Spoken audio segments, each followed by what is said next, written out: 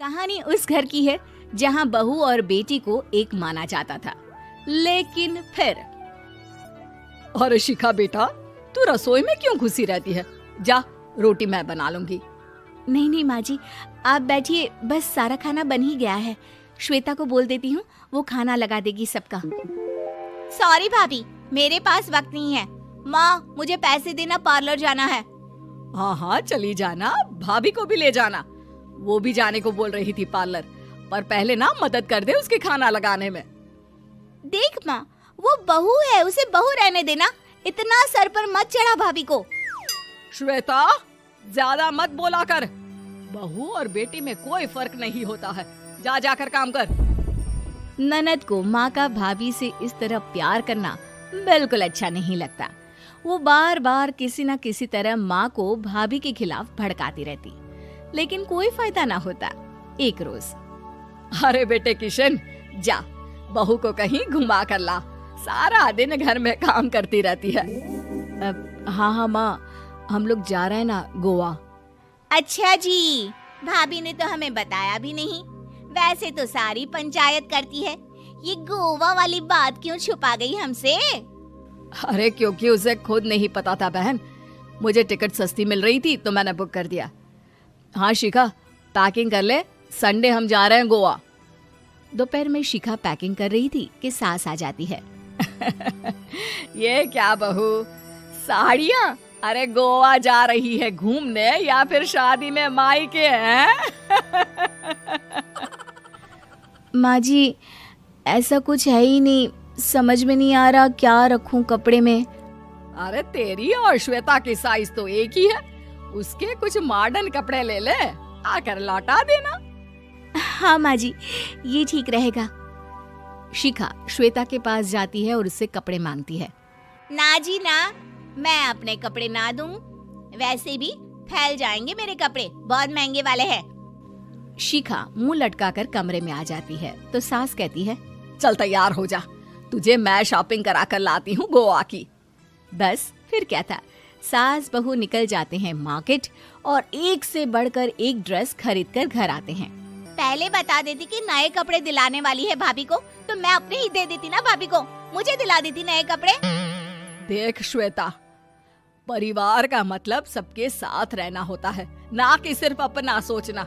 वैसे भी तुझे अच्छे संस्कार सीखने चाहिए। और रही बात कपड़ों की, तो शिखा, आज से घर पर भी तू मॉडर्न कपड़े ही पहनेगी। कोई जरूरत नहीं है ये साड़ी वाड़ी लपेटने की। अब क्या था, घर पर श्वेता और शिखा एक जैसे रहते। एक बार पड़ोसन आती है। अरे बेटा, अपनी माँ को तो बुलाना, जरा बात करनी है। शिखा सास को बताती है और रसोई में चली जाती है। ये आपकी बेटी बहुत बड़ी हो गई है, इसके लिए एक रिश्ता है, कहो तो बता दूं।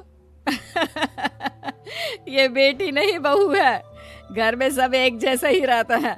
वैसे मेरी बेटी भी बड़ी हो गई है, कोई रिश्ता हो तो जरूर बताना। पड़ोसन रिश्ता लेकर उन लोगों के घर आती है। तब श्वेता की होने वाली सास कहती है, तो ये घर है, कितने मंजिल का है? और ये बहू ने आपकी क्या पहन रखा है, जीन्स टॉप? अरे भाई, साड़ी वाड़ी नहीं है क्या इसके पास? देखिए, सर्दी है तो साड़ी में बहू कैसे मैनेज करती, वैसे पहनती है साड़ी भी।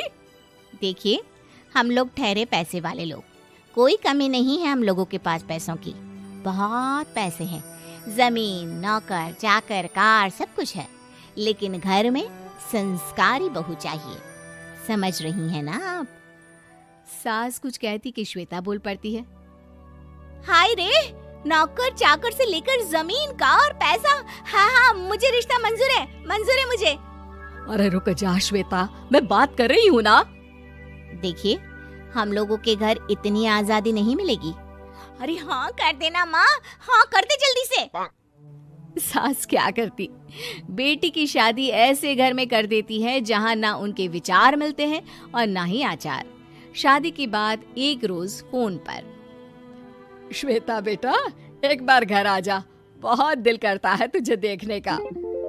माँ, वो घर पर बहुत काम होता है, कैसे आऊँ? बड़ा घर है, लेकिन आने जाने वालों की लाइन ही लगी रहती है। बेटा, मैं तो जानती थी उस घर का हाल। लेकिन तू ही नहीं मान रही थी। माँ देख, हर घर का यही हाल है। तेरी बेटी को यहाँ घूंघट हटाने की परमिशन नहीं है और एक तरफ भाभी स्कर्ट पहनकर घूम रही है। बेटा, मुझे क्या पता था कि मेरी बेटी को ससुराल के नाम पर पिंजरा मिल जाएगा। अच्छा माँ, फोन रखती हूँ, सास को गर्मा गर्म रोटी खिलानी है।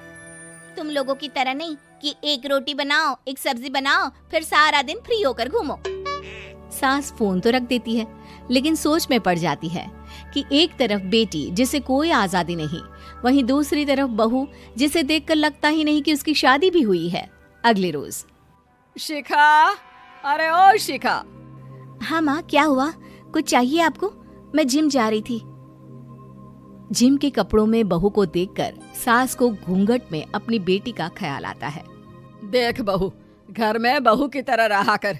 इतने टाइट कपड़े पहनकर जिम जाना पसंद नहीं मुझे। जा जाकर रोटी बना। रोटी? माँ, अभी तो शाम के 6 बजे हैं, इस वक्त रोटी? अब क्या मेरे खाने पीने पर भी पहरा है? अरे जब मर्जी तब मैं अपने घर में खा भी नहीं सकती क्या? बहू को अजीब लगता है। वो समझ नहीं पाती कि जो सास कल तक इतनी सपोर्टिव थी, उन्हें अचानक से क्या हो गया। वो किचन में जाती है, गरम रोटी के साथ 2 तरह की सब्जी, रायता, सलाद सब लेकर सास के पास आती है। माँ जी, खाना। इतना सारा खाना? राक्षस समझा है क्या मुझे? रोटी मांगी थी मैंने गर्मा गर्म बस। पर माँ जी, रोटी खाती किससे आप? सब्जी तो बनानी थी ना। अरे भूख मर गई मेरी तेरी बहस से। जा जाकर काम कर, अंदर पूरी रसोई साफ कर। बहू अंदर चली जाती है। थोड़ी देर में श्वेता घर आती है। अरे शिखा, जल्दी से चाय ला, पकवान बना, मेरी बेटी आई है। अरे नहीं नहीं माँ, ड्राइवर बाहर खड़ा है। मैं तो घर का कोई सामान खरीदने के बहाने यहाँ आ गई हूँ, मुझे जाना होगा। अरे बेटा, पर कितने दिनों बाद देख रही हूँ तुझे। रहने आ जाना 2-4 दिन के लिए। आ जाऊंगी माँ, जब मेरी सास मरेगी तब। मैं तो रोज मन्नत मानती हूँ कि मेरी सास मर जाए तो अच्छा है। अच्छा चल, जा रही हूँ माँ। हे भगवान, कैसे कैसे दिन देखने पड़ रहे हैं मेरी बेटी को। सास अंदर जाती है, जहाँ श्वेता की जिम वाली सहेली का फोन आया होता है। क्या बात है, आज जिम नहीं आई? अरे पता नहीं यार, आज माँ को क्या हो गया अचानक। पर खैर कोई नहीं, लगता नहीं कि मैं अब जिम आ पाऊंगी। शिखा स्पीकर पर बात कर रही थी, जिसे सास सुन रही थी। यार, ये सास ना होती ही ऐसी है। मैं तो कहती हूँ बुढ़िया जल्दी मरे और तू आराम से जिए। शिखा को सहेली की बात पर गुस्सा आ जाता है। माँ के मरने की कौन सा बच्चा दुआ मांगता है मोहिनी? आगे से ऐसी बात मेरे सामने मत करना। हमारे घर की शोभा ही माँ है। क्या हुआ जो थोड़ी शक्ति दिखा रही है? उसमें भी कोई ना कोई उनकी भलाई ही होगी। मैं तो कहती हूँ भगवान मेरे जैसी सास सबको दे, जो सिर्फ माँ की तरह है। सास वाली तो कोई बात ही नहीं है उनमें। सास ये बात सुन रही थी।